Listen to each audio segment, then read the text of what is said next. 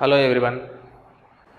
Today in this session we will discuss about objects used in JavaScript. An object is a collection of properties where these properties are nothing but members of the classes from C++ or Java. And for example, in JavaScript the object date is used which happens to the member of classes in Java. And as you know that an object is a collection of properties, and where these properties are either a data type or else a function type. The data properties are sometimes called as properties, and the method properties are called as methods or functions.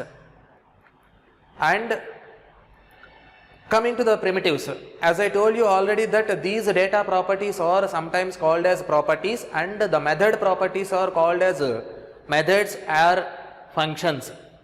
So these data properties are further classified into two types, that is the primitive values and reference to other objects. The primitives are simple data types, for example number, string, boolean, or some primitives used to define the simple data. Understood? So now we will discuss about variables. So a variable is used to store a particular value. The objects in JavaScript are accessed using the variables. The variables acts like a reference to other object. Understood? So then about the inheritance. So the inheritance is the property by which the objects of one class may acquire the properties of another class. So as you know that object is a root object in JavaScript. All other objects are formed from this object using prototype inheritance. All the objects inherit the methods of this object. In JavaScript, the object appears internally and externally. It is there in the form of a property value pair. The properties or the names and the values are data values or functions. Understood? So now about using the dot operator. So in JavaScript the property of a particular object can be accessed with the help of dot operator. That is by using its object name, and that is possible using the dot operator. And for example, if there is an object named as a person, then its property salary can be accessed by using a person dot salary. Understood? So now we will discuss about user defined objects, that is object creation and modification. So how to define user defined objects? So coming to these user defined objects, so an object can be created by using the new expression. So see here in this example, here I have created my obj is equals to new object. Assume that in that object O is capital. So then by using the dot operator we can set the properties for that object. So the object can then be modified by assigning the values to that object. So now let us discuss it by using an example. So see in this example, so here I have created a variable student. So student, for that student I am making it as a object. Student is equals to new object. And then for that student object I am assigning some properties like ID and name, where I have assigned some values like 10 and Vignan. So thereafter I am accessing those ID and name, and I am printing those values like the ID is and then the name is. So then you will get the output in this manner, that is the ID is 10 and then the name is Vignan. Understood? So that is about object creation and modification, that is about user defined object. So now let us discuss about built-in objects. So three built-in objects are there, like string object, date object and math object. So coming to the first one, string object. So the string object allows you to deal with the string of the text. So before you can use a built-in object, you need to create an instance of that object. So you must create an instance of that particular string object by assigning it to a variable like that. And see, in this example I have created my string is equals to new string, and some user defined text is passed by me to that, like here is some bold text, and remember that the string object now contains the words. Here is some bold text, and this is stored in a variable called my string. So now let us discuss about this string object using an example. So see, it means how you can able to perform the operations on the string objects. So see, in this example initially I have created two strings, S1 and S2, where S1 contains the value, that is a string hello, and S2 contains Vignan. So thereafter first I am printing the first string is S1 and second string is S2. See, in each and every document.write property at the end I have used a break. Why? Because I need to print every statement in a new line. And see, thereafter I have performed some operations like concatenation. For concatenation I have used S1 dot concat of S2. It means S2 is added to the S1. Then I found out the length of the string S1 is, that is S1 dot length. Then length of the string S2 is S2 dot length. Then character at a particular position, that is possible by using the char at. There A is capital.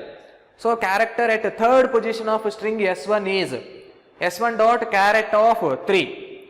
Then suppose to convert the given string to lowercase or else uppercase, also you will have some functions. So string S1 in lowercase is S1 dot to lowercase. Understood? So now you will get the output in this manner. There first string is hello, and then second string is Vignan, and concatenation is hello Vignan, and the length of the string is hello length 5, and the length of the string that is Vignan is 6, and the character at the third position of string S1, that is hello, that is 3. I mean character, the particular position at the third position, that is L, and the string S1 in the lower case, that is hello, is printed. So this is about a string object. Now let us discuss about the date object. So the date object helps you work with dates and times. So you create a new date object using the date constructor, like using the constructor date. So here in this example initially I have created a variable d, and I am making that d as an instance of a date object.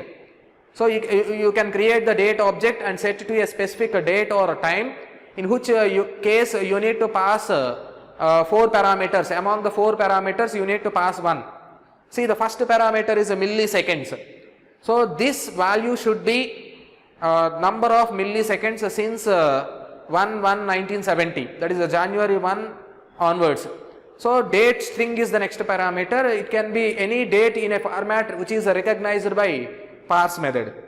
And thereafter year month number, day number, which represents the year, month and day. Then year number, month number, day number, hour number, minute number, seconds number, microseconds number or milliseconds number. So they all represents the years, days, hours, minutes, seconds and milliseconds. So let us discuss about this date object by using this example. See, here I have created an instance of the date object, that is my date. So thereafter I am printing first the date is my date dot toString. Then today's date is, I am converting that I am getting that today's date by using the instance of that my date. So my date dot get date. Then current year is, that is my date dot get full year. Then minutes is my date dot get minutes. Then seconds is my date dot get seconds. So you will get what about the next one, that is math object. So the math object helps in working with the numbers. So it has the properties for mathematical constants and methods representing the mathematical functions such as tan value or a sine value, like that. And you see, the following is the example that rounds the pi value to the nearest integer and prints to the screen. See, in this example here I have created a variable number pi, which is in which I am writing math.pi.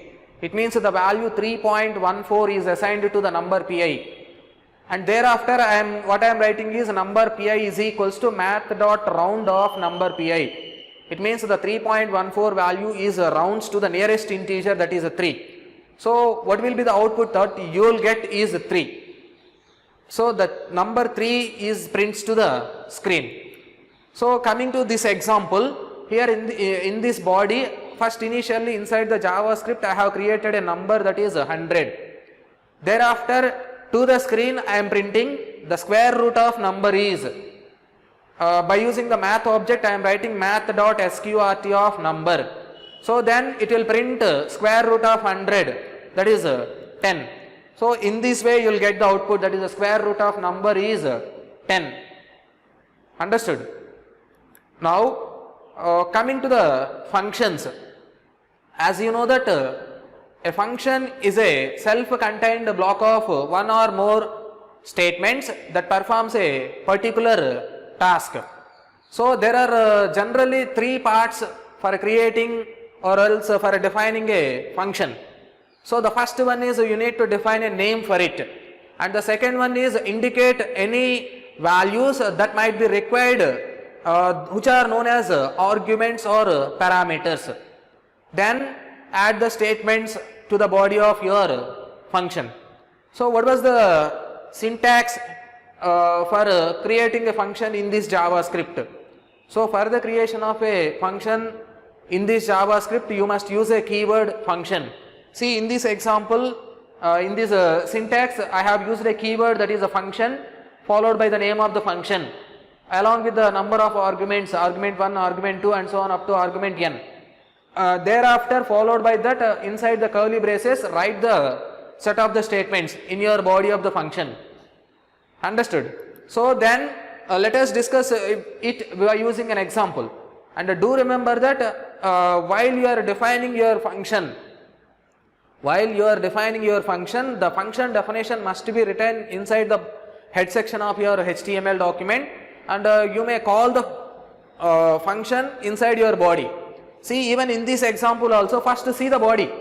So in this body here inside the script, first I have written a document.write where I have written a department of CSE. Followed by that I made a call to the function. Here, that is I am calling a function that is a name. Understood? So there inside the head section of our body, in head section of our HTML document, I have defined the function name, and there I have written a welcome to Vignan. That is a function definition. So here 2 statements are printed onto the screen. The first one is the department of CSE, and the second one is where you call the function. In that function calling you are having welcome to Vignan. So in this way you will get the output, 2 lines of output, department of CSE followed by department of Vignan. Understood? So next, how to return the values from a function. As you know that the keyword return is used to return the values from function definition to the function calling. So coming to this example, see inside the body in the JavaScript, first I have printed a statement like department of CSE. Thereafter I am calling a function that is a document name, and I called the function inside a document.write property. See, inside the function definition, so first I am writing a variable str where I am having the value that is Vignan, and I am returning the value of that str from that function definition to the function calling. So here also you will get the department of CSE, and then you will get the output Vignan. In this way you will get the output department of CSE followed by Vignan. Understood? Next, how to pass the parameters to a function. Sometimes based on your necessity, you may pass some specific number of parameters to your function. So coming to this example, here inside the body, here I declared initially two variables a and b, where those values are 10 and 20. Then I have I have made a call to the function add of a comma b, and the value is assigned to the variable that is c. And thereafter I am printing the value of that c. Addition of two numbers is c. See, inside the function definition there, I am simply returning the value of those two variables addition, that is a return x plus y. Understood? So you will get the output in this manner, that is addition of two numbers, that is 10 and 20 is 30. Understood? So now let us discuss about arrays. As you know that an array is a group of related data items that share a common name, and in JavaScript an array can be created by using the array object, which is a built-in object. And see, in this example, in this syntax, here I have created a variable a, var a is equals to new array. See, in that array a must be capital, in that object name a is capital, where some number 10 is passed as a parameter to that object. It means that in that variable a, that is in that array a, you can able to store 10 values. Understood?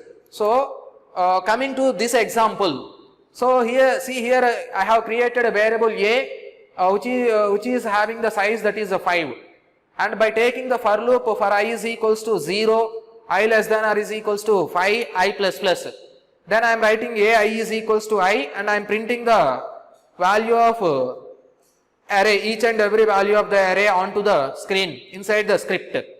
Understood? So in this way you will get the output. That means we have taken the for loop, that is from 0 to 5, 0 I is equals to 0, I less than or is equals to 5 we have written. So that's why you get the values 0, 1, 2, 3, 4 and 5. Understood? So then how to pass an array to a function? So as you know that we can pass an entire array as a parameter to the function. So when an array is passed to the function, the array name is simply passed. Understood? So coming to this example, see here inside the function display, that is in its definition, first I have written the array elements are, by taking some initial variable I is equals to 0, I am accessing each and every element of that array a, and I am printing each and every value. This is a function definition. Then coming to the function calling, see inside the body, first initially I have taken a variable arr, which is an instance of array. So arr is an array which is having the size that is 10. So by taking for I is equals to 0, I less than or is equals to 9, I plus plus, I am accessing each and every element of the array, and thereafter I made a call to the function by passing an array as a parameter to the function, that is a display of arr. Understood? Then you will get the output in this manner. The array elements are 0, 1, 2, 3 and up to 9.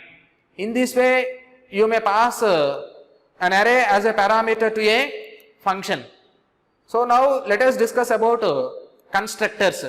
So the constructors are generally like regular functions, but we use them with a new keyword. So coming to the types of constructors, two types of constructors are there. The first type of a constructor is built-in constructor. So what about this built-in constructor? The built-in constructor such as array, string, math, date, all these objects are available automatically in your execution environment at runtime. Coming to the second constructor is custom constructor. So these custom constructors are defined by you only. These custom constructors defines the properties and methods for your own type of the object. Understood? So what about the next one? A constructor is useful generally when you want to create multiple similar objects with the same properties and with same methods.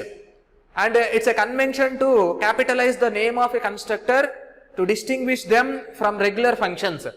See, in this, consider the following code, that is function book.